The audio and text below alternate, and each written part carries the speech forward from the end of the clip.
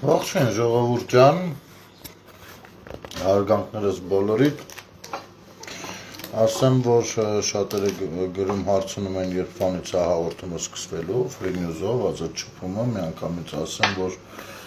ամսի 12-ից երկուշաբթի օրվանից կլինենք եթերում, բայց դա չի խանգարում մեզ, որ մենք այս ֆորմատով շարունակենք շփվել և երկուշաբթից հետո էլ, թե հաղորդումը, թե այս ֆորմատը արդեն իրար չեն խանգարում, միշտ ասելիք կա, զրուցելիք, խոսելիք կա, առավել ևս, որ 24 թվականի, 25 թվականի ողջ ամառը, երբ պասիվ սեզոն է լինում քաղաքական դաշտում շատ ակտիվ գնաց, հիմա էլ ձմեռը, ամանոր, Սուրբ Ծնունդը, բայց չի դադարում ակտիվ չմնալ ու չվառվել, այսպես ասած, դաշտը, հա։ Ուստի ու այստեղ մանիպուլյատորներն էլ շատ են լծվել, մարդկանց իրենց երևակայությամբ դատում, կշռում, կշռադատում, ներկայացնում, տարածում, զզվացնում եւ այլն։ Այսօր մի քանի թեմաներից ենք խոսելու, իհարկե առաջին տեղում Արշակ Զաքարյանի ով լինելն է լինելու, երեկ ես եթերից հետո տեսա նրա նման գրառումը ու էլի աչքս ընկել է նման գրառումներ ու հիմա Արշակ Զաքարյանին մի երկու բառով կպատասխանենք նրա ով լինելը նույնպես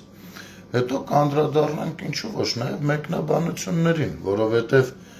մի բան է երբ որ 5-րդ շարասյունը արտաքին ուժերի ազդեցության տակ դրսի փողերով պետության գլխին օինները խաղում եւ այլ բանա, երբ որ իսկապես դրան հավատացող որոշակի քաղաքացիներ կան, ովքեր այնպես չի որ դրան հավատալուց հետո սրանցից որևիցե մեկին ձեն կտան կընտրեն, բայց այնպես էլ չի, որ ժողովրդավար ուժերին նույնպես գնահատեն, ինչը ամենախոցելին է մեր համար, պետության համար, որպես քաղաքացի ես անհանգիստ եմ այդ մասով։ Ուրեմն շատերը ներկայանում են, որ իբր իրենք զզվել են այս խոսակցությունից, գիտեք ինչ, զզվեք թե չզզվեք։ Իհարկե ես հասկանում եմ, որ շատ հեշտ է արագ գտնել մի հատ մեղավոր, բարդել նրա վրա բոլոր մեղքերը, անցնել առաջ մեր գործերով։ Ու եթե թվում է, թե օրինակ ես իմ գործերով չէի կարող անցնել առաջ, շատերը սխալվում են, բայց խնդիրն էլ հենց այդտեղ է, որ մենք մեր գիտակցության հետ պիտի որոշակի գործողություններ իրականացնենք։ Ես հասկանում եմ, որ մեր ողջ գիտակցությունը միշտ զբաղված է եղել թշնամու առկայությամբ, վախերով է լցված եղել ու ինչ-որ ցարական պատմություններով հարկադրված պարտադիր կրթություն ենք ստացել ու հիմա եթե պարզվում է շատ բաներ այդտեղ սուտ կամ սին էին կամ այն չէին կամ ինչ-որ մեղավորություններ ունենք մենք նույնպես որպես քաղաքացիներ, դա բնականաբար մի անգամից դիսկոմֆորտ է բերում։ Իսկ եթե հանկարծ այդ դաշտում որևիցե մեկն էլ սկսում է հակառակը պնդել, ավելի է խճճվում մարդկանց մոտ ամեն ինչ եւ իհարկե կարող են նաեւ զզվել ու ասել այ մարդը հանգիստ ապրում ենք։ Այ հանգիստ ապրում էինք, դրա համար ունեցանք այն ինչ որ ունենք, սա է հարցի պատասխանը։ Իսկ դետալները արդեն կարող ենք միասին ուսումնասիրել։ Այնուամենայնիվ սկսենք Արշակից Զաքարյան, մի անձնավորություն, ով ավելի շատ մարդկանց մոտ երկու դրվագով հայտնի դարձավ, մեկը որ մինչև հեղափոխությունը, դրանից են մի քանի տարի առաջ, ասես դուրս էր գալիս, նկարում էր դիրքերի վիճակը, ճանապարհները եւ այլն, մարդիկ այն մարդ ասում են, «Էսի ոնց չի վախենում, sense բաներ ա նկարում ու խոսում», եւ մյուս դրվագը, երբ հեղափոխությունից հետո իր ռեստորանում ՀԴՄ կտրոն չէր տրամադրել, ինչի հետևանքով տուգանվեց եւ դա նրան ավելի sense հունից հանեց։ Գանք ամենասկզբից, առաջին դրվագից։ Ես նախ իսկապես խիստ զարմանում եմ, թե մինչև հիմա ինչի չի ցանկանում ԱԱԾ-ն երևույթով զբաղվել, որովհետև այո նա մի քանի տարի նկարում էր դիրքեր, նա քոչարյանական է, սկսենք այստեղից, մաքուր քոչարյանական է, եւ բնական է, որ 13 թվականի ընտրություններից առաջ, երբ Սերժը չէր տալիս իր աթոռը Քոչարյանին, Քոչարյանը պիտի սրա նմաններին օգտագործեր Սերժին ճնշելու համար, իսկ Սերժը չէր կարող ձերբակալել, որովհետև Քոչարյանի ճտերն են ոնց ձերբակալի, ստիպված գնում էր կոմպրոմիսների։ Ու այդ ընթացքում այս սրիկան դուրս էր գալիս, նկարում էր պոստեր տանող ճանապարհներ, վրոձի լավ բան անում, բայց իրականում շատ սիրուն ներկայացնում էր պոստերը անգամ, պոստավիկների հնարավորությունները եւ այլն եւ այլն։ Եվ այն ինչ որ ցուցադրելա դեռ հարցի մի կողմն է, իսկ ինչեր չի ցուցադրվել։ Եվ գիտեք, մենք բոլորս շատ լավ հիշում ենք, որ նա Վահան Մարտիրոսյանի հետ էր դա անում։ Ես հիշեցնեմ, Վահան Մարտիրոսյանը դա այն սրիկան էր, ով հետո կնոջ հետ փախավ Ադրբեջան 13 թվականին։ Իր հետ հնարավոր է տանելով չհրապարակված շատ կադրեր, չգիտենք, բայց լավ կլիներ, որպեսզի ԱԱԾ-ն այս թեմայով մեզ Սերժից հետո գոնես վերջին տարիների ընթացքում երկու բան լուսաբաներ մենք էլ իմանայինք։ Երկրորդ, եկեք դեռ այդ ՀԴՄ կտրոնի պատմությանը չանդրադառնանք, այդ ապուշը տենց էլ չէր հասկանում, որ մեր բանակը ՀԴՄ կտրոնների առկայության ժամանակ, այսինքն բարձր տնտեսություն է պետք ունենալ, որ լավ բանակ ունենալ, բայց ես ուզում եմ այստեղ կարդալ իմ շատ լավ ընկերներից մեկի ուղարկած նյութը, ինչի համար անչափ շնորհակալ եմ, բնականաբար կոնֆիդենցիալությունը թույլ տվեք պահել, ես նրա անունը չեմ տա, բայց եթե դրա անհրաժեշտությունը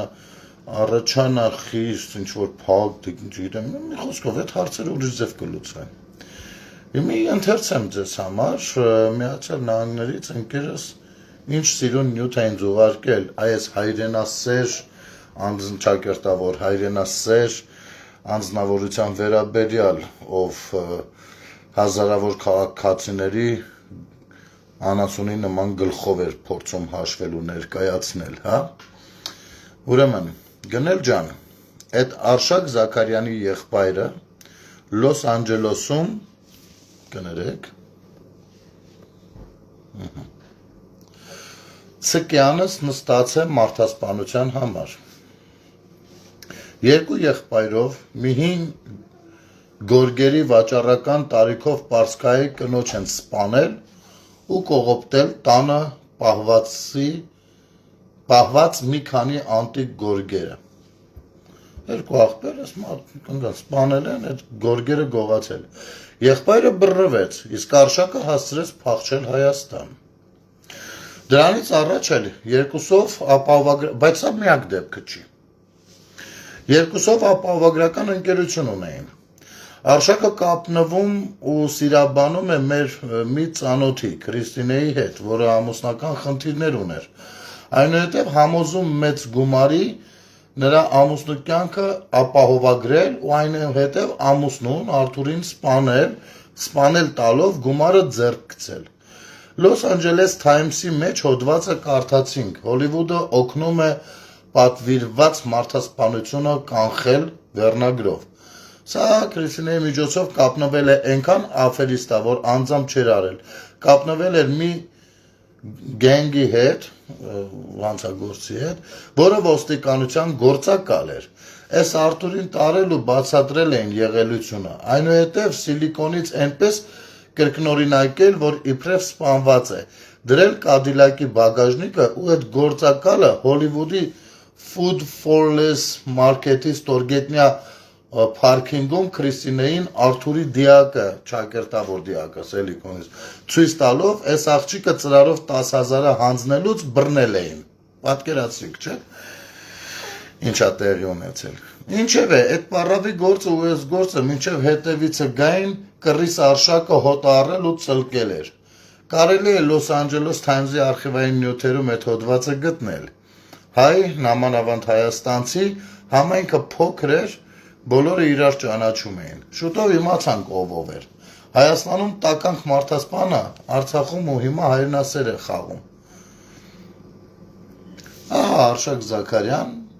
քո մասին հիանալի մի նյութ, հա, ոնց որ թե։ Այս ինչ պատմություն է։ Իմիջայլոց հիշեցնեմ 20 թվականին էր կարծեմ, երբ որ դուրս էիք եկել սաբոտաժ էիք անում ու իբր հայրենիք էիք խաղում, իբր հայրենացավով էիք տապակվում, այդ ժամանակ մի տղա ձեզ մի բան էր ասել, այն որ գնացել էիք էլի պոստեր կանգնել էիք ու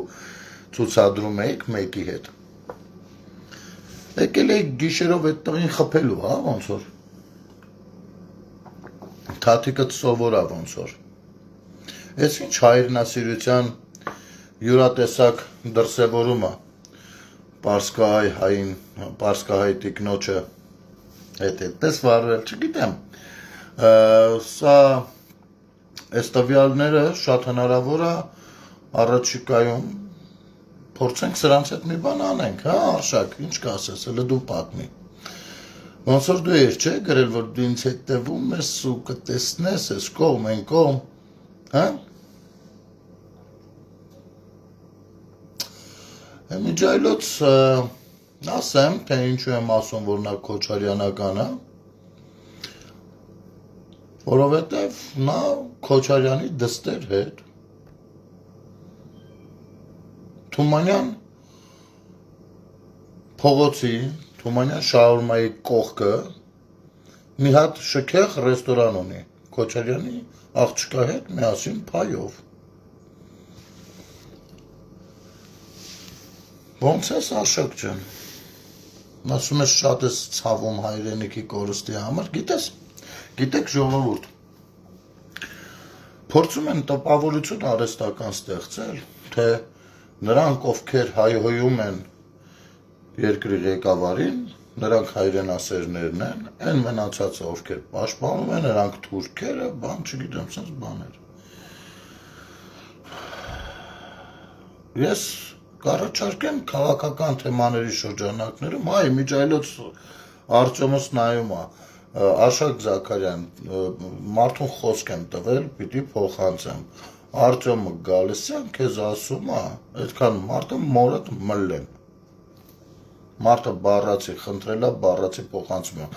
բառացի հայհոյանք լիներ, կասեի Արտյոմ ջան, եթե կարելի է ուրիշ ձև ասեմ, մարդը այդպես ասել։ Ուրեմն, այո, դադիվանքի տերտերի հետ էլ գործել են, մի խոսքով ահագին պատմություններ կա, պրոստը, եթե կուզեք իմանաք, Արցախը նաև դրա համար արագ-արագ կապիտուլացրեցին, որովհետև տեսան, որ հնարավոր չեղավ Հայաստանում պարտության գնով, Անդոն էլ է ասում Արշակ, պարտության գնով Հայաստանում փոխել իշխանություն, նրանց խնդիրը մնում էր մեկը, այնպես անել, որպեսզի օր առաջ Արցախը հանձնվի, ոչ միայն այնտեղից արցախցիներին հետո համոզեն, չգիտեմ, ընտրություններին ձեներ խլի, մենակ ես չի, իհարկե դա էլ կա ցավոք սրտի ու մարդկանց ցավը օգտագործելով, երբ որ մարդը ցավ ունի, իր դաշտը, բաց է էմոցիոնալ դաշտը, ու ես տալինով մարդկանց մանիպուլացնել։ Բայց ուրիշ խնդիր էլ կա, կորցնել բոլոր հանցագործությունների հետքերը։ Այս էր ամենամեծ խնդիրը, որովհետև չգիտեմ, հնարավորություններ կար արխիվները դուրս բերելու, դուրս չբերեցին, մեծ մասը վառեցին, կորցրեցին հետքերը, ու այսօր ստեղ սենց ֆրֆռում են իրանց արևին, իբր նորմալ է, էլի սա ամեն ինչը, դա այդպես չի։ Ես ուզում եմ մի քանի մեկնաբանության անդրադառնալ, ինձ իսկապես այդ հարցերը տանջում են մեր քաղաքացիները շատ են, ոնց որ ու տարբեր քաղաքացիներ դիտում են այնուամենայնիվ դրանց բանը մանիպուլյացիաների տակ մնում են, ենթարկվում են, ես եկեք մի նյութ ընթերցեմ ձեզ համար ու այս թեման մի քիչ բացենք, հա։ Ես մի քաղաքացի կար, նրան ասում եմ ախպեր ջան, մի հատ խնդրում եմ, էլի, ասում է ես հայրենասեր տղա եմ, բերեցիք, հեսա 300,000 թուրք եք բերում, չգիտեմ, եկեղեցին եք քանդում Թուրքիա ասելով, ինչ ասես խոսած, ասում եմ ախպեր ջան, ցավդ տանեմ, ըստ քեզ, հա Արցախը հանձնեց, էս արեց են, ասում եմ ըստ քեզ, որպես հայ մարդ, հայրենասեր մարդ, քո կարծիքով դու ինչ գիտես ավելին, որը հնարավոր է ես չգիտեմ, կամ դու ինչն ես ավելի շատ սիրում, որը հնարավոր է ես այդքան չեմ սիրում, եւ այլն։ Մարդը չի պատասխանել, թողնենք դա։ Այնուամենայնիվ կարդամ սա հրապարակել է գրառման տեսքով, բայց ես պիտի նաև սա կարդամ եթերով ձեզ համար Նորայր Ասոյանի գրառումը, որը կիսել է իմ էջում, շատ-շատերդ հավանել էիք եւ կարդալով էլ թող լինի, որպեսզի նրանք ովքեր կդիտեն հասկանան ինչ է աշխատում այսօր Հայաստանում։ Ուրեմն Նորայր Ասոյանը ChatGPT-ին հարց է տալիս։ Հարցը հետեւյալն է։ ChatGPT-ին հարցնում ասում է, օրինակ պատկերացնենք խորհրդարանի ընդդիմությունը ռևանշիստ է։ Սպասարկում է օտար երկրի շահերը։ Օտար երկրա գործակալների հավաքածու է եւ ցանկանում է ամեն գնով գալ իշխանության։ Եղել է նախկինում իշխանություն, շատ կոռումպացված է եղել եւ նոր ավելի լավ իշխանությանը, որը ընտրվել է լրիվ օրինական ճանապարհով, ժողովրդի քվեով, փորձում է հեռացնել։ Ինչպես կդերսովորի իրեն այդ ընդդիմությունը։ Հարց է տվել։ ChatGPT-ին նայեք ինչա պատասխանել ժողովուրդը ընդդիմության մասին։ Ինչ կաներ այդ ընդդիմությունը այս իրականության մեջ, էլի։ ChatGPT-ին պատասխանում է։ Առաջին. հանրային դիսկուրսի մանիպուլյացիա։ Նման ընդդիմությունը իրեն ներկայացնում է որպես փրկիչ, վերջին հույս։ Իշխանությանը կոչում է դավաճան, ոչ լեգիտիմ։ Պետությունը քանդող, շեշտը դնում է վախերի վրա։ Պատերազմ, սով, պետության կորուստ, ինքնիշխանության վերջ, նպատակը հանրային վստահության քայքայում, նույնիսկ եթե իշխանությունն ընտրված է օրինական։ Պատկերացիք, չէ՞։ Երկրորդ. արտաքին հովանավորների նարատիվների կրկնություն։ Եթե ընդդիմությունը սպասարկում է օտար շահերի, ապա հաճախ կրկնում է տվյալ երկրի մեդիա թեզերը, ներքաղաքական խնդիրները ներկայացնում է այնպես, ինչպես ձեռնտու է արտաքին կենտրոնին, միջազգային հարթակներում վարկաբեկում է սեփական պետությանը։ Սա կարող է ներկայացվել որպես միջազգային պայքար, բայց իրականում ներքին լեգիտիմության խարխլում է։ Երրորդ. ինստիտուցիոնալ սաբոտաժ։ Խորհրդանում նման ընդդիմությունը չի մասնակցում օրենսդրական բովանդակային աշխատանքին,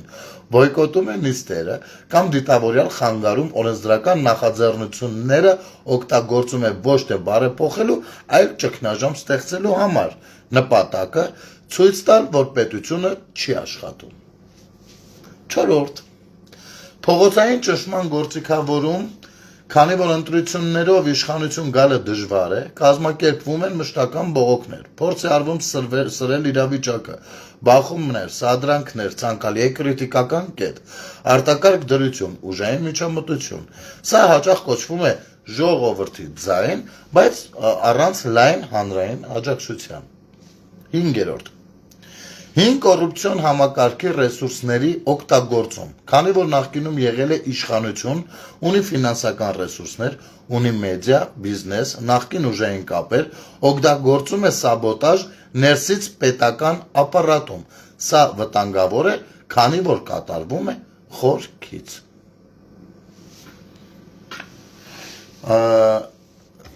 Իմիջիայլոց,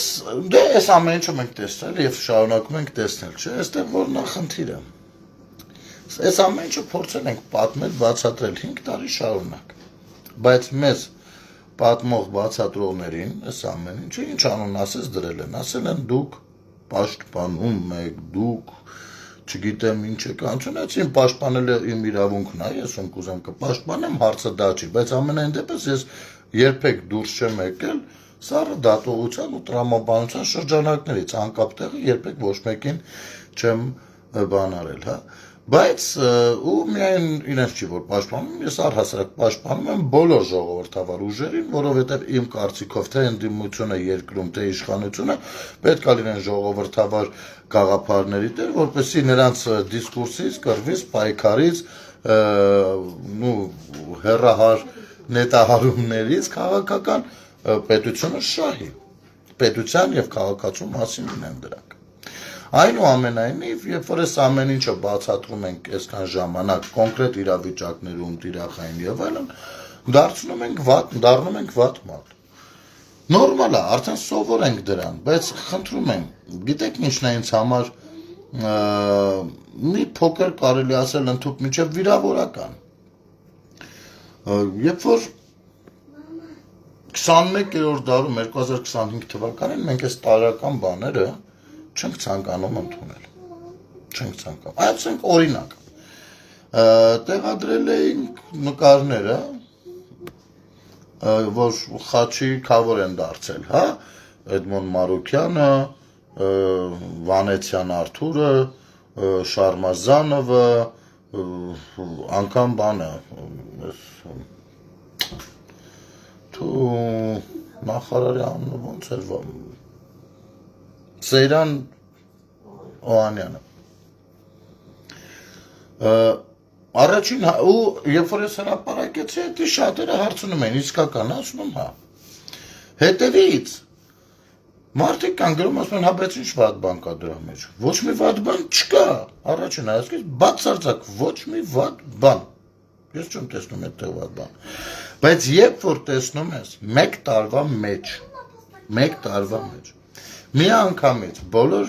շատ եկեղեցիներում ընդդիմության կարկառուն ներկայացուցիչները դառնում են խաչքավոր եկեղեցու։ Դու այստեղ տեսնում ես ոչ ավել ոչ պակաս Կոպիրկինի մի քանի երանգները։ Հասկանում եք։ Կոպիրկին, սա հավատարմության երթում ծիսակատարություն է յուրատեսակ։ Թե չէ այլ իմաստով ես խնդիր չեմ տեսնում, որ Էդմոն Մարուկյանը կամ բանը Վանեցյան Արթուրը չնայած խնդալու է որ Վանեցյան Արթուրը, որովհետև ասենք նույն Վանեցյան Արթուրը չեկիստ է կադրային, ինքը մարդը նստել ասել է ես կադրային չեկիստ եմ ախպեր։ Վերջ, այլ մնացած տարակուսելի բաները դնենք մի կողմ, էլի։ Չգիտեմ։ Դուք որոշել։ Ես սրա մեջ տեսնում եմ դա։ Հիմա մենք քաղաքացիներին ես կներեք այստեղ իսկապես սրտիս առել եմ էլի ինչ որ բաներ, բայց այն քաղաքացիներին, ովքեր խիստ նեղվում են այս երկրում տիրող իրավիճակից, արհեստական ուրցրած իրավիճակից իհարկե, որ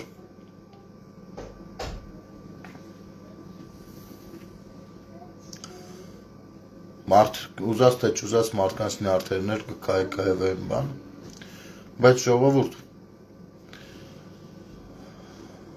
այդ չիմացությունը սպանում է սավիս, բոլորիս է սպանում, օրինակ, բենզինի այդ բանը, որ հայտարարեցին, մի անգամից դուք գնացել Թուրքից ու գիտես մարդիկ կան կրկնում են, իսկ կներեք էլի, այ ձեր ցավը տանեմ, ձեզ մոտ զարմանք չի առաջացնում, որ չգիտես ինչի համար, այդ նույն կայքերը ձեզ երբեք չեն պատմելու, որ օրինակ ադրբեջանական ավիաընկերությունները մոտ 400,000 եվրո են վճարել Հայաստանին 25 թվականին երկրի օդային տարածքն օգտագործելու համար։ Խնդրեմ, այս մասին Սպուտնիկ Արմենիայի հարցմանն ի պատասխան հայտնել են ՀՀ քաղավիացիայի կոմիտեից։ Նրանք 396,282 եվրո են փոխադրել հայ աերոնավիգացիա ընկերությանը 25 թվականի հունվարի 1-ից նոյեմբերի 30-ն ընկած ժամանակահատվածում Հայաստանի օդային տարածքում աերոնավիգացիոն ծառայությունների դիմաց։ Ի պատասխան հարցման ՀՀ քաղաքացիական ավիացիայի կոմիտեն տեղեկացրել է նաև, որ նշված գումարների փոխանցումն իրականացվել է Եվրոկոնտրոլ կազմակերպության մայրուղային գանձումների կենտրոնական գրասենյակի միջոցով համաձայն սահմանված ընթացակարգի։ Օրինակ, երբ որ բենզինը բերում են, սրանք դուրս են եկել, այ հեսա նրանք այդտենց կծախեն մեզ վրա փողերը կվերցեն կգնան, զենք կառնեն կգան կհարձակվեն, մեզ վրա մի խոսքով, սենց մի հատ պատմություն։ Բայց ինչա։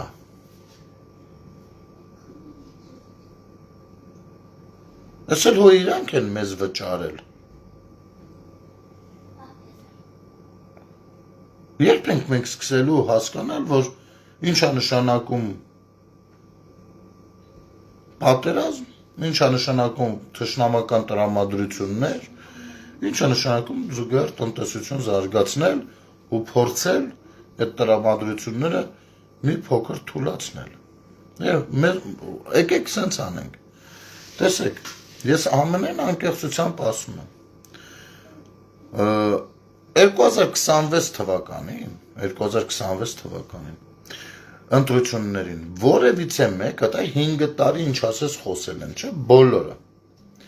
2026 թվականի ընտրություններին որևիցե քաղաքական ուժ չի ասելու, որ եթե մենք ընտրվենք, ոչմ վերադարձնելու ենք Արցախը, պատերազմելու ենք աչուձախ հանգարց մեր հետ հաշվի չնստեցին։ Ոչ մեկ չի ասելու, կտեսնեք, այսօրը հիշեք։ Ոչ ոք։ Մաքսիմում ասելու են խաղաղություն ենք էլի անում, բայց արժանապատիվ, սենց մոտ ապուշ բառ են մեջ գցելու։ Ուժեղ Հայաստան, ոնց որ հիմա սենց ապուշ խոսում են, սենց իբր ձևակերպումներով, բայց տակը ոչ մի բան չունեն։ Հասկանում եք, այս բաներն են ասելու, բայց սրանցից ոչ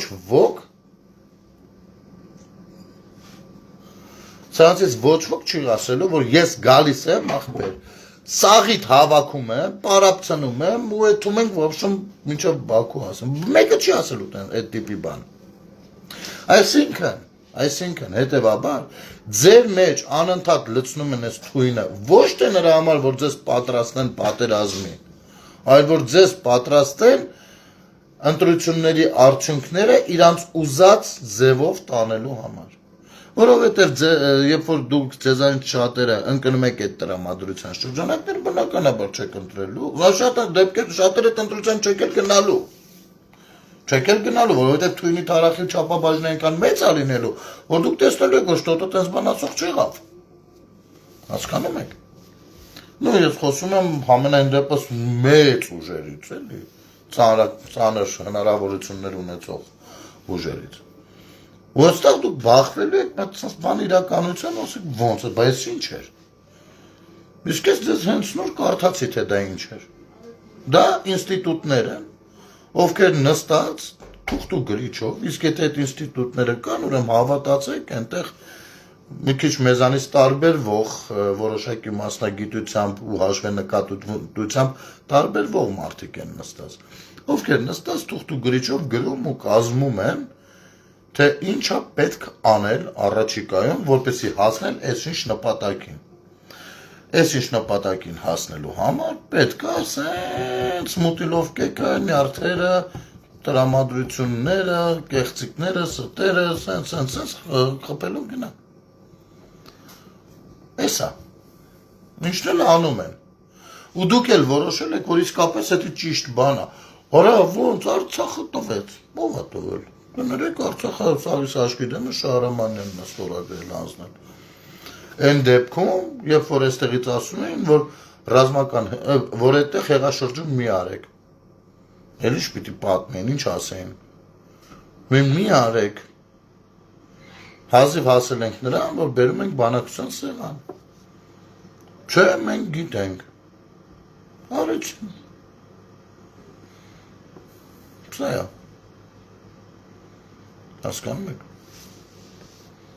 Հանձնողներին շատ ուրիշ տեղ գնացեք մանեկեք։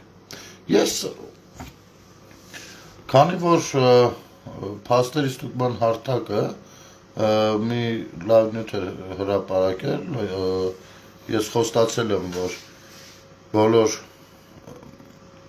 այդ նյութում նշված անուն ազգանունները մեր հերոսների ընթերցելու եմ առանձին տեսանյութով ու առաջարկելու եմ, որ ում անունները այդտեղ չկան, այդ մարդիկ կապնվեն ինձ հետ, որպեսզի դրա ճշմարտացիությունը ստուգենք։ Չնայած ես չունեմ կասկածելու բան, էլի։ Այնուամենայնիվ մենք միասին դա կանենք, որպեսզի դրանից հետո գոնե մի հարցի հստակ պատասխան տանք։ Ով 5000 ասում է, արդեն ստահակ է։ Այդ հարցի պատասխանը մենք կստանանք առաջիկայում։ Հիմա ես առաջարկում եմ ձեզ դիտել այս տեսանյութը, որը տարածվում է Facebook-ում, ու սիրով ձեզ համար կընթերցեմ Սոպա Սաֆարյանի մի հիանալի գրառում այս թեմայով։ Երևի տեսել եք Գեղարդի պահնա։ Մի հատ ես Զովուկի հետ հարցերը լուծեմ։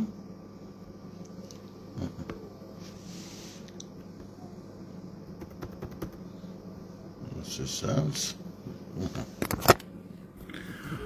որպեսզի հասկանանք ինչի մասին է խոսքը։ Ամբողջական է, որևէ խաթարում, որևէ պակաս այն չունի։ Գեղարդից մի հատված, շատ փոքրիկ հատված, ուղարկվել է ռուս եկեղեցուն, ռուս եկեղեցու հովվապետի խնդրանքով։ Բացի այդ,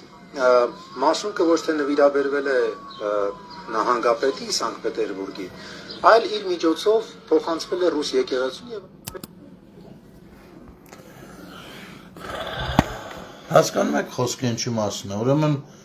մի քանի տարի առաջ այս Գեղարդի պատմությունը էլի դուրս եկավ ջրի երես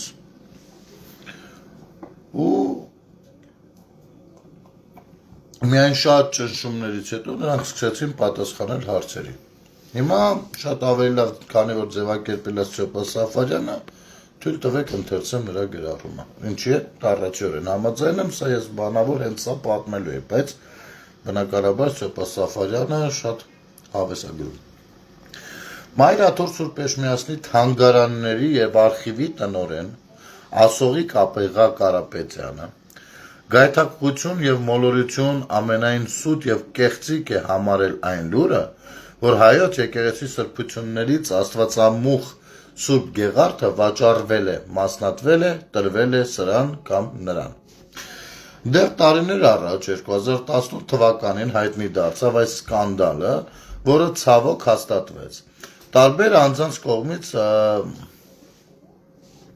հայտարարվեց, որ Սուրբ Գեղարդի մի կտոր վաճառվել է Սանկտ Պետերբուրգի նահանգապետին։ Հասկանալով այս մեղադրանքի վտանգավորությունն ու մասնավորապես թաքցնելու համար կաթողիկոսի կամ այլ անձանց կողմից Սուրբ Սրբոցի վաճառքից մեծ փող աշխատելու մեղադրանքների դեպքում հնարավոր հետևանքները, այդ ժամանակ Մայր Աթոռի դիվանապետը Արշակ եպիսկոպոս Սրբազանը պարզաբանել էր, որ Սուրբ Գեղարդից մի փոքր հատված ռուս եկեղեցու հովվապետի խնդրանքով ուղարկվել է Ռուսաստան։ Սա միգուցե տեղի ունեցածը տեղավորեր հայ-ռուսական բարեկամության ու Արցախի ու Հայաստանի համար ռուսական անվտանգության երաշխիք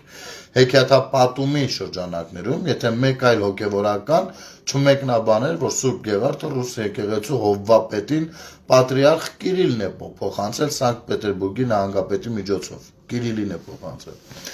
Այ հենց այստեղ արդեն բուրում է հայտնի տհաճ հոտը։ Դժվար է պատկերացնել, որ հայ առաքելական եկեղեցու հովվապետը ռուս եկեղեցու իր գործընկերոջը Սուրբ Մասունքից կտոր է փոխանցում ինչ-որ նահանգապետի միջոցով, այլ ոչ թե իլուր հայ եւ ռուս դարավոր բարեկամ ժողովուրդների կամ թեկուզև թակուն ու անձամբ չի փոխանցում այն իր գոլեգային։ Չէ, հարց առաջանում։ Լավ, եթե դա նորմալ է, որ կարելի է Գեղարդից մի փոքրիկ կտոր փոխանցել Կիրիլին, եթե դա թաքուն բան չի, դա նորմալ է, ապա ինչի դա չանել շատ ավելի գեղեցիկ ձևով ու բոլորի աչքի առաջ։ Ինչի ինչ-որ մի նահանգապետի միջոցով, գյոզերով տանել ու հենց դրա աղմուկը դուրս գա, նոր դուրս գալ ասել, դե մի կտոր բան էինք էլի տվել, ինչի համար։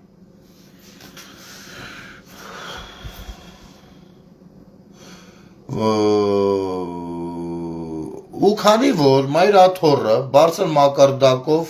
մեկնաբանել է, որ բոլոր դեպքում Սուրբ Գեղարդի մի կտոր Ռուսաստան է գնացել ռուս նահանգապետի միջոցով, դա նշանակում է, որ ճիշտ են այն մեղադրանքները, որ այն ոչ թե նվիրվել է, այլ վաճառվել է։ Այլապես արանքում նվերը փոխանցող նահանգապետ չէր լինի։ Հիմա հարց. ով է կաթողիկոսին տվել թույլտվություն կայացնել նման որոշում ու ինչպես իր երկու նվիրյալ եպիսկոպոսներն են հայտարարում Սուրբ Գեղարդից մի կտոր ուղարկել Ռուսաստան։ Ես այստեղ պարոն Սաֆարյանին հուշեմ, ասեմ ինչպես եւ ով, ոչ ոք թույլտվություն չի տալիս, որովհետեւ ցավոք սրտի ըստ վերջին վերախմբագրման եկեղեցու կանոնակարգի եկեղեցու գույքը Կտրիշ Ներսիսյանը տիրապետում է, միանձնի է, տնօրինում է, միանձնի է։ Այ հենց այստեղ են նաև որոշակի ազգային անվտանգային խնդիրները։ Եկեղեցին դա հավատավոր ժողովուրդն է, ու նրա սեփականությունը դա քրիստոնյա ժողովրդի ու նրա պետության Հայաստանի Հանրապետության սեփականությունն է։ Ով է տեղյակ պահել այդ հանցավոր գործարքի մասին այդ անգին սրբության սեփականատիրոջը հավատացյալ ժողովրդին։ Ում գրպանն է գնացել գործարքի գումարը, քանի որ ինչպես նշեցինք, վաճառքի հոտը փչում է։ Եթե հայր Ասողիկ Կարապետյանն այսօր էլ շարունակում է պնդել, թե Սուրբ Գեղարդն ամբողջական է, ապա դա նշանակում է, որ կաթողիկոսը կամ ասենք թե իսկապես ոչ մեկտեղ չեն, ասենք թե արշակներ խաբում։ Ինչ է ստացվում։ Այդ ստացվում է, որ կաթողիկոսը Սանկտ Պետերբուրգի նահանգապետին կամ Ռուս եկեղեցու հովապետին խաբել է ու փոխարենը նահանգապետի միջոցով նրան է ուղարկել մետաղի ջարդոն։ Այսինքն Գեղարդի բան ուղարկել է, խաբելացել է Գեղարդ, օրինակ, հա։ Իսկ դրա դիմաց ենթադրաբար փող է տրվել, ինչպես պնդում են վաճառքի մասին հայտարարած ու իմացած անձինք։ Սա մի խայտարակ եւ այլանդակ պատմություն է, որի համար եթե չլինեին այլ հանգամանքներ, եկեղեցու ներսում կատարվողն ու կաթողիկոսի հրաժարականի պահանջը անխուսափելի ու միանշանակ բնական պետք է լինեին։ Ու զարմանում ես, որ դեռ ոմանց համար կուսակրոնության ուխտի խախտումը նորմալ է։ Կուսակրոն եկեղեցականի երեխակին սիրուհի ունենալը նորմալ է։ Սուրբ Գեղարդից մի կտոր թակուն վաճառելը կամ նվիրելը նորմալ է։ ԽՍՀՄ մորոք եկեղեցականներին պակի կողմից հավաքագրելը նորմալ էր։ Ծառայություն հայրենիքին կամ հոգևոր կյանքի զարգացում համաձայն հայր Ասողիկ Կարապետյանի եկեղեցականների բիզնեսով զբաղվելն ու փող աշխատելը նորմալ է։ Եղբայրներ ու քույրեր, էլի ասեք, թե այս ամենը նորմալ է, բայց մի ասեք, թե դուք հավատացյալ եք։ Դուք հավատացյալ չեք, եւ ձեր պատկերացրած սպասավորները եկեղեցական չեն, այլ աշխարհիկ, կայֆարիկ տղերք։ Ու մունակ մի եկեք կամ տարատեսակ մեղանդրանքներ մի շռայլեք նրանց հասցեին, ում համար այս ամենը այլանդակություն է ու անհարիր մայրաթորին ու եկեղեցուն։ Շատ հստակ, պարզ թեմա, որը կարծում եմ սաթիկ անժիկ նյուզերը իրենց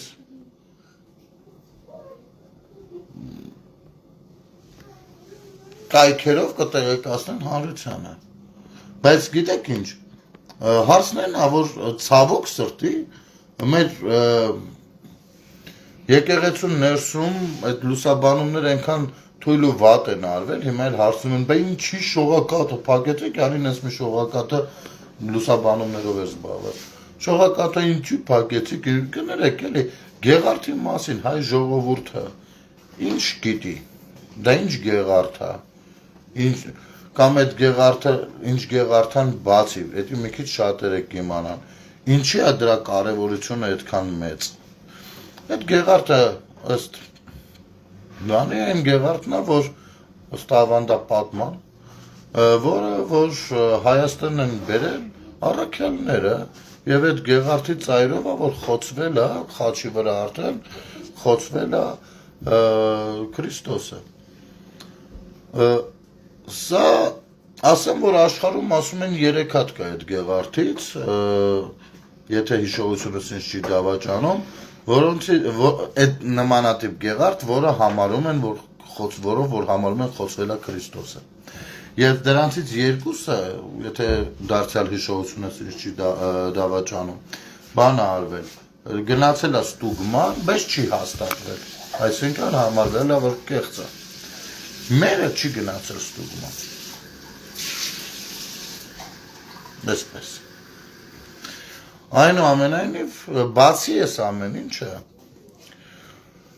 ասեմ, որ նրա կարևորությունը աշխարհի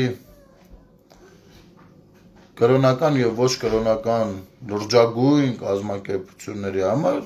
նրա ունենալը համար 1 խնդիր է բոլորի համար, շատերի համար, կամ համենայն դեպս top 3 հարցերից մեկն է, որը ցավոք սրտի մեր մոտ վերաբերվել է շատ բան ձևով։ Առհասարակ այդ նույն բանն է, էլի մտածելակերպն է, չխոսել, դրա մասին արժեզրկել, ինչի արդյունքում կարժեզրկվի ու վարվել այնպես, ինչպես կցանկանան։ Նույնը շինարարության մեջ է միջայլոց։ Այս տարածքը թողնենք կեղտոտ, փնթի, ոչ մի բան չկառուցենք, մինչև երբ որ ուզենք այդտեղ չենք կառուցենք, ժողովուրդը չմերժեն, ասեն ադե կեղտոտ փոշոտ տեղեր թող սարքեն ոչինչ։ Կամ նույն դպրոց մանկապարտեզները կամ գործարանները, որ սեփականաշնորհում էին, ոչ մի բան չեն անում, թողեցին տարիներով այնքան փտեցին, քայքայվեցին, ոչ քանդեցին։ Երբ որ քանդեցին, միջի արմատուրեքա հանելու համար էլ մարդիկ չէին էլ ուշադրություն դարձնում։ Սա գործը լավ ոչ է, ցավերը տանեմ, ու տարիներով էս դեգրադացիան մեզ հետ տեղի է ունեցել։ Ու մենք հիմա այսօր չենք ցանկանում դրան դարձյալ ուշադրություն դարձնել։ Լուրջ չի այդ ամեն ինչը, առնվազն լուրջ չի։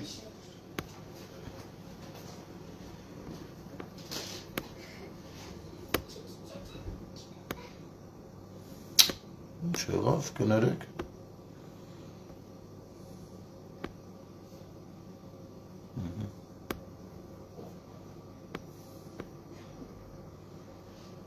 Հիմա ես ես եկեղեցու պաշտպաններից այո թալանել, հենա Աննան շատ ճիշտ է գրում, հարսանիքին նվեր տարել աղջկա,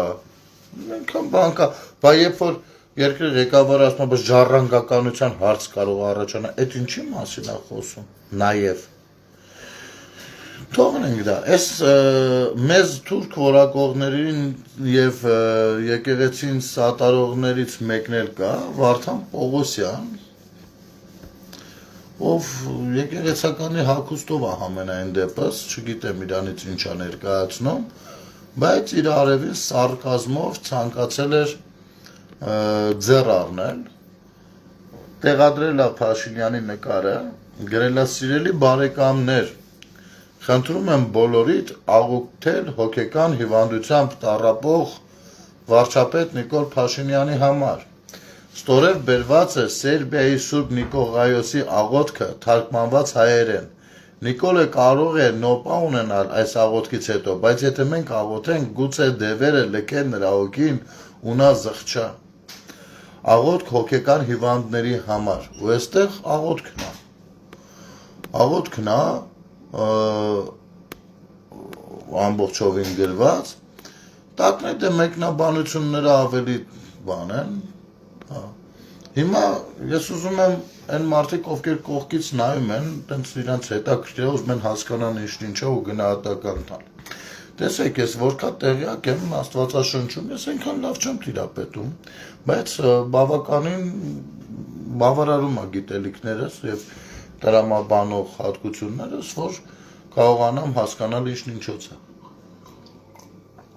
Որքան տեղյակ եմ Աստվածաշնչում շատ կարևոր մի պատվիրան կա, որտեղ ասում է Աստծո անունը զուր տեղը մի տուր։ Ու մարդը այս պարագայում, ով եկեղեցականի հագուստով է, իբր սարկազմով որոշում է, որ գուցե մեր վարչապետը հիվանդ է, հոգեկան խնդիրներ ունի, եկեք նրա համար այս աղոթքը աղոթենք։ Դու ոչ միայն Աստծո անունն ես զուր, Աստծո անունը զուր տեղը տալը հենց սա է։ Հենց սա, մի ամբողջ աղոթք խոսել զուր տեղը, զուր ձեռ առնել, Աստծուն դիմել, սուտ ու ինչ-որ մի քանի լայքի համար։ Սա հենց եկեղեցու աղետն է, մենք որ խոսում ենք եկեղեցին աղետալու վիճակում, ձեր մասին ենք խոսում, հենց այս օրինակի մասին ենք խոսում նաև, որ դուք ոչ միայն կանոնակարգին չեք հետևել ու ոտնահարել եք, բռնաբարել եք այդ կանոնակարգը, այլ Աստվածաշեն դուք Աստծուն չեք ճանաչում։ Ես ինչ եք գրել, կամ լավ գրելուց հետո գրել ես քո մուր քո գլուխ, մի հատ մեկնաբանություններդ կնայես, ասենք թե անկեղծորեն գրել ես, ասենք այնքան դեբիլ ես, որ չես հասկանում, որ ասենք երկրի ղեկավարը եթե նման խնդիրներ ունենա, ասենք մինչև դու դրա մասին տեղեկանաս, վստահ եղի անվտանգության խորհրդով, անվտանգության ծառայություններով, բանով հազարատ ֆիլտր են անցնում, որ դառնան երկրի ղեկավար։ Լևոնը չի զավթել, հետո փոխանցել Քոչարյանին, Քոչարյանն էլ Սերժին, էլի, այստեղ ուրիշ բաներ են տեղի ունեցել։ Ընդ որում Լևոնի զավթերն էլ ինքն էլ է նշանակվել, նես չի ինքը մի բան է արել։ Սա պետություն է։ Ու այս գրառումները գոնե տիրություն ար այս գրառումներին։ Աստծու հետ խոսալուց դուք ծաղրում եք մարդկանց։ Սա քրիստոնեության այս ինչ յուրահատուկ հատկանիշ է։ Կներեք էլի։ Եթե սա քրիստոնեությունն է, ապա կարող եմ իմանալ, այսինքն ձեր ցանկությունն է, որ մենք բոլորս Աստծու հետ այդպես շփվենք, այդ բaragայում հիանալի քրիստոնեական միջավայր կունենանք։ Սա եղել է ձեր կտրիճի դրած պլանը,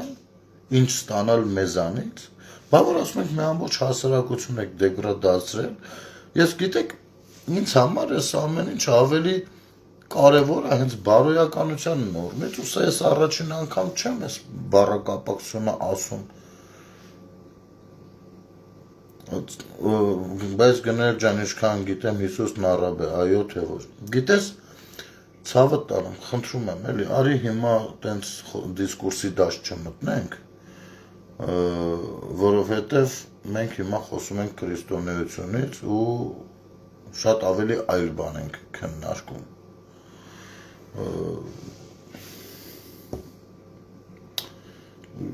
Արի այդ այո ոչի դաշտից էլ դուրս արի, լավ, կամ վերաբերմունքը դրա մասին դնենք մի կողմ, այստեղ հարցը այլ տեղ է, ես խնդրում եմ ուշադիր լինել։ Թե չէ շատերս այդ մասով շատ հարցեր կարող է ունենանք, կարող է չունենանք։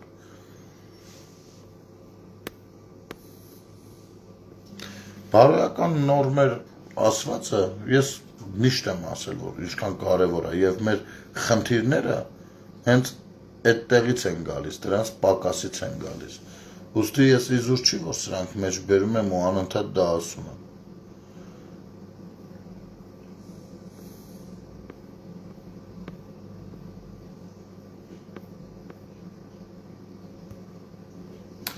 Ու ստեղ քաղաքացիներից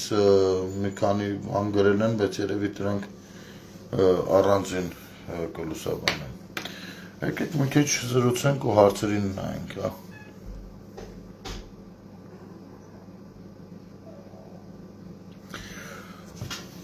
Տեսեք, թերևս կարճ ուխտերտն էր բանից, Գրիգոր Լոցավորչից մինչև Սուրբ Կաթոլիկը, ու այդքան մարդ էր հավաքվել։ Գիտեք, ես տեսնում եմ սրանց վայնասունը, տեղադրում են նկարներ,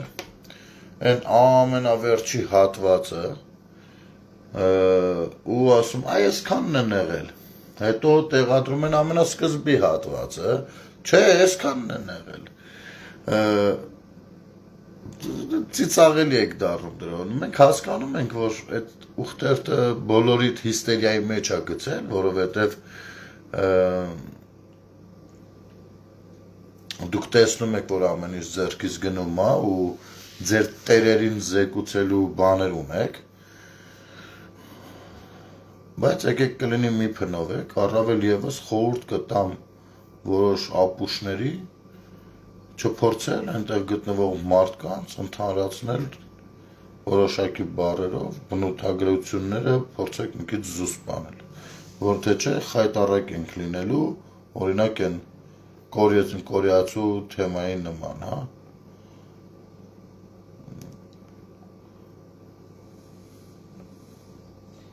Ուրեմն, նոր աչքս ընկավ, ազգ EMK-ը ինչ է գրել, ասում է, Եզդի լրագրող Բորիս Մուրազին պարզել է, որ իր ազգակիցներից ևս մասնակցել են Փաշինյանի նախաձեռնած ուխտերթին։ Մուրազին հայտնում է հետևյալը. Եզդիականության հիմնասյունային կանոններից մեկը արգելում է եզդի հավատացյալին մասնակցել այլ կրոնական ծիսակարգի, իսկ աղանդավորական գործընթացներին մասնակցելը համարվում է մահացու մեղք, որի հետևանքով այդ մարդը դադարում է եզդի համարվել։ Այս կանոնների հիման վրա գործ տվող Թորնիկ Ալյանը դադարում է եզդի համարվել։ Ուրեմն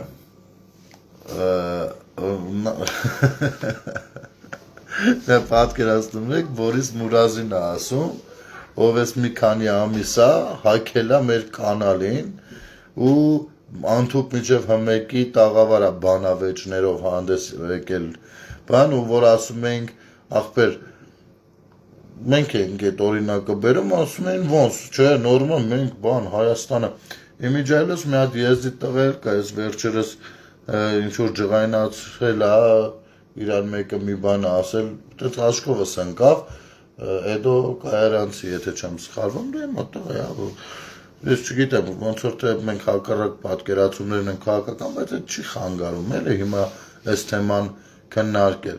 այստեղ էլ ախր ընդեղից անընդհատ ասում որ ախպեր մի ոնց ես եկեղեցու մասին կարամ խոսամ ոչ չեմ կարա դա մեր հայկական ես էլ Հայաստանն եմ ես էլ ես մարդու թորեմ ծորում սա բաներ կա նորմալ է բայց sense չի կարելի էլի երկու լարի վրա խաղալ հիմա Էդո Կայարանցին մի հատ բան ասեմ Բորիս Մուրազին էս ինչ է ասում իմիջայլոց էս ուխտերթը բան չէր էլի ինչ որ կրոնական այդ որ ասում է ծիսակարգ ուխտերթն է ու այնտեղ ինչի համար այդ ուխտերթը հրապարակելու հայտարարել է դրա մասին Նիկոլ Փաշինյանը Եթե հետաքրքիր կլինի ձեր մեկնաբանությունը ինձ իսկապես հետաքրքիր է այդ մեկնաբանությունն էլ է հիմա Բորիս Մուրազին ճիշտ բան է ասում թե սխալ որտեղ այստեղ կամ Բորիս Մուրազին է ճիշտ ու սխալ անում կամ էլ մյուս տղեն ով որ քեզ նեղացրել էր հասկանում եք ես չեմ ցանկանայի իհարկե այս թեմաների մեջ ազգային պատկանելության բան շոշափվի, որովհետև սա մեր պետությունն է, այդպես է, բայց կներեք, երբ որ տեսնում եմ մի դեպքում շոշափվում է, մյուս դեպքում չէ, իմ մոտ էլ հարցեր է առաջանում։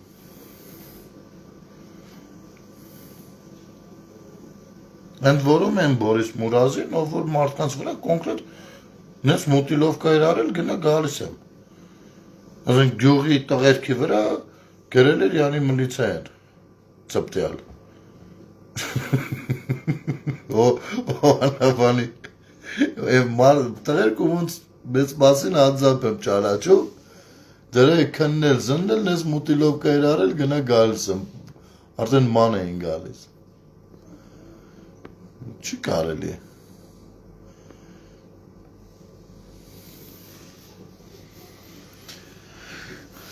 Մի խոսքով ժողովուրդ ջան, եթե անկեղծ լինենք, այս եթերի ընթացքում խիստ անհրաժեշտ էր ձեզ համար ընթերցեի, թե ինչ է կատարվում իրականում Հայաստանում են ChatGPT-ի պատասխանը շատ լավն է, որովհետև էտեն է ինչի մեջ մենք ապրում ենք ու կխնդրեմ, որ ամեն մեկս մեր հերթին որպես քաղաքացի պատասխանատվությամբ մոտենանք մեր կոչմանը միայն այդ դեպքում կկարողանա մեր երկիրը բարգավաճել միայն այդ դեպքում մեր իրավունքները ավելի կամրապնդվեն մեր իսկ պետության մեջ միայն այդ դեպքում մենք հոգեկան անդոր կգտնենք երբ որ այս ամեն ինչը խաղաղվի մաքրվի եւ կեղտոտությունը աշկա էլի ծակում Հետո հա մի բան էլ այդ մոռանում էի հենա մարդիկ կան անընդհատ էդի մեջ բերում են էլի բա Ալիևը ընդեղից խոսում աստեղից չեն հակադարձում բան ցավները տանեմ խնդրում եմ ձեզ այդ ձեզ ներկայացնում են մի 90% իրանց կայքերով որ այդտեղ Ալիևը ասեց ու երբեք չեն ներկայացնում կամ մեր կողմից պատասխան չկա նայեք Դժվար չի, ինքներդ մտնեք ու ստուգեք, հիմա ձեզ ասեմ, եթե դուք ուզում եք իմանաք Ալիևի ես կամ են հայտարարության, որը պաշտոնական է, ոչ թե ներքին լսարանի համար, ինչ պատասխանի է արժանացել, մոտեք կառավարության պաշտոնական էջ ստուգեք, արտգործ նախարարության էջ ստուգեք, որովհետև անկեղծ ես ձեզ բան եմ ասում, ես մինչև 18 թիվը ինքը շատ ամաչել եմ, որ Ալիևը, Ռուսաստանը, ով ինչ ուզում մեր հասցեին խոսում է, բայց մենք չենք հակադարձում, անատամ ենք։ Իմիջայլոց իմ հեղափոխությանը մասնակցելու, դրանցից զզված լինելու այն top 10-յակի մեջ մեկը դա է եղել, որովհետև ես տեսնում էի դա։ Իհարկե Հայաստանում ապրողները շատ հետաքրքրված չէին, այդ բանը բթացած էր, Արցախի պահպանում, բան էս մարդիկ մոռացել սա իրանց գործերով, սա ասում եմ լավ հիշեք էլի, ինչոց էր ժողովուրդ ախր, այդ անհանգստությունների բանը չկար այդքան, որովհետև ակաժներից կախել էին, որ մեկը մերն է, բան, այս կողմ են կողմ, բայց ես ուշադիր հետևել եմ ախր, մի 15 տարի առաջ, 15 տարի առաջվանից 2000 որ թվից, անկեղծ ես գտնել, 2006 թե 7 թվից, երբ որ ես ունեցել եմ իմ առաջին նոթբուքը, արդեն սկսել եմ որոշակի ուսումնասիրություններ անել։ Ես այն ժամանակներից ապշում էի, ասում էի, լավ, ոնց կարելի է, ինչ ասես խոսում են մեր կողմից պատասխան չկա, բայց մարդիկ ստեղ տեղյակ էլ չէին սկի, տեղյակ էլ չէին, որ Ալիևը ասում է Զանգեզուրն, իմնա Գյոլչան, իմնա դե Ղարաբաղը իրենցն էր, Երևանը Երևանն է, Ես անգամ այդ պատմություններն է իրանց կարդում, ոնց են խեղաթյուրում այդ ամեն ինչը, դեռ Իվան Գուլիխան, ինչ-որ 17-րդ դարում, բաներ էին պատմում, հասկանում եք, տեղյակ եթե չեք եղել, դա չի նշանակում, թե դա չի եղել։ Միշտ ասել են իրեն, ես ասեմ ավելին դեռ 60-70-ական, 50-ականներից այդ պատմությունները կան։ Ես երևի վաղվա եթերը հենց դա անեմ, որովհետև մի հետաքրքիր դրվագ կա դեռ 30-ականներից ու այդ նարատիվները անընդհատ իրականացել են։ Ես կընթերցեմ ձեզ համար այդ ամեն ինչը, բացարձակ ոչ մի խնդիր չկա։ Համել բոլորս էլ իմանանք, հիմա ես էլ շատ բան չգիտեմ, սիրում եմ, ես էլ աղոջաձը, ասենք բանկը ալարում ես կարդաց, ասում ես մեկը կարդար, լսենք ավելի լավ է։ Կընթերցեմ, այդ տիպի շարք էլ կարելի անել։ Ախր այդ խոսակցությունը միշտ արել է Ալիևը։ Մտնելու ենք, ջարդելու ենք, ես ենք անելու, եթե ես չարեցին բան, եղել է, բայց ստեղ ով պիտի ներկայացնել, այս կայքերը, ես 90% կայքերը, որոնք ծառայում են այդ մարդկանց պիտի հելնեին, որ ասեն, որ այս մարդիկ քակլեն են, բնականաբար ոչ։ Բնականաբար ոչ։ Ու փակ էր, մեդիա տիրույթը փակ էր, ցավները տանեմ, ես որպես հեռուստատեսության բազմամյա աշխատող, ուղիղ ձեզ բան եմ ասում, ու որևիցե մեկը չի կարող ասի տենց չի։ Մեր լրագրողները այդ ժամանակվա հենա դառնում էին միջազգայնագետ, ասեմ ինչի, որովհետև իրանց արգելված էր անդրադառնալ Արցախի թեմային, արգելված էր անդրադառնալ ներհայաստանյան, ասենք, տնտեսական վիճակի մյուսին, չորով արգել փակ էր այդ թեման, մինչև ուղիղ հրանք չլիներ փորձվել, մեկը լուսաբաներ։ Եթե կա մի հատ լրագրող կասի, տենց չի ինձ ասեք, ու մենակ ընդդիմադիր մի երկու թերթ կային, որ պահում էին այդ բաները ու շատ կծկտուր տեղեկություններ էին հրապարակում այդ բային իրենց պատկերացումներով։ Ստիպված, բայց օրինակ լրագրողը աշխատում է TV-ում, հա, ասենք, հեսա լուրերը պիտի լինի, 20 րոպե պիտի լուրեր գնա, պիտի ռեպորտաժներ լցնի, չէ, ինչ անի, եթե քաղաքական բլոկները իր դիմաց պայք են, իսկ լուրերը ավելի շատ քաղաքական բաներն է լուսաբանում։ Ստիպված են գնում, ման էին գալիս, այդ վաղտ էլ ինտերնետը զոր, չգիտեմ, Չինաստանում մի հատ պոեզա շուռեկել, 2 հոգի մահացել են, Կամբոջայում չգիտեմ ինչ է, այս սենց բաներ էին գտնում, բերում, որ այդ 20 րոպեն լրացնեն էֆիր տան, որովհետև այդ թեման փագեր չէր կարելի խոսալ։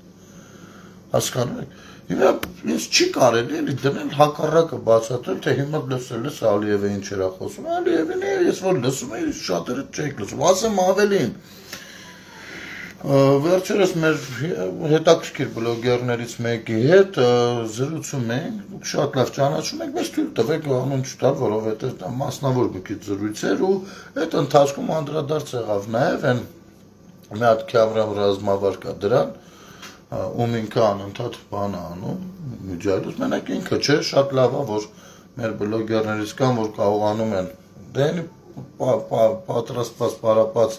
առնետ, մի քիչ դժվար է, բայց մարդիկ կարողանում են որոշակիորեն։ Բա տենում ես ինչեր ասում, մենք էլ փորձում ենք սենց հակադարձել, ասում ցավները տանեմ, եթե դուք նոր եք ճանաչում։ Ես նրան, նրա հետի են մյուս երկու աշխատակիցներին, որոնցից մեկին Ռուսաստանից դեպորտ արեցին Բաքու, այդ վաղտվանից դեռ որսուտ չասեմ երևի ադնակլասնիկի ժամանակներից ես դրանց ուսումնասիրել եմ, ես ռուսերեն մի քիչ լավ չեմ գրում, դանդաղ եմ գրում, բայց ու մի քիչ անգրագետ, որտեղ ռուսերենից լավ չեմ։ Ճշտելով, բանանելով, ստուգելով, մինչև մի նախադասություն գրում էի, որ հակադարձեի, կյանքից կեսը գնում էր, բայց գրում էի, այդ ժամանակները, երբ որ ընդունված չէր ստեղել, դուս կենտրոնանալ ադրբեջանական մամուլի վրա, կամ չունեին այդ հրահանգը կենտրոնանալ ադրբեջանական մամուլի վրա։ Հենա ձեզ համար ընթերցեցի ոնց է դա աշխատում ու խի են անդրադառնում, որ դեպքում են անդրադառնում, ուզում եք ընդունեք, չեք ուզում մի ընդունեք ձեր գործն։ Հասկանում եք։ Ամեն դեպքում շնորհակալություն բոլոր նրանց, ովքեր որ այդ իմաստով էլ աշխատանքներ են անում, հիմա ինչ անես։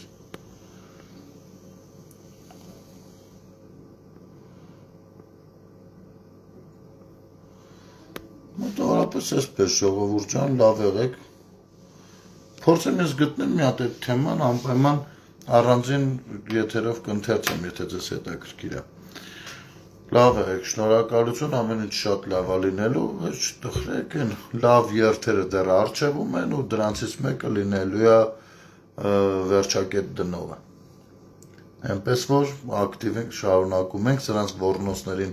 շատ ուշադրություն չդարձնեք, պոչներն ու ոռները լավ ենք սխմել, որ մռմռում են, հասկանում եք, որ ինչքան բարձր են գոռում, ուրեմն այդքան լավ ենք սխմել։ Հենց որ չմտածեք, ամեն ինչ լավ է, լավ եղեք, ամեն ինչ սենց է լինելու, բարի գիշեր։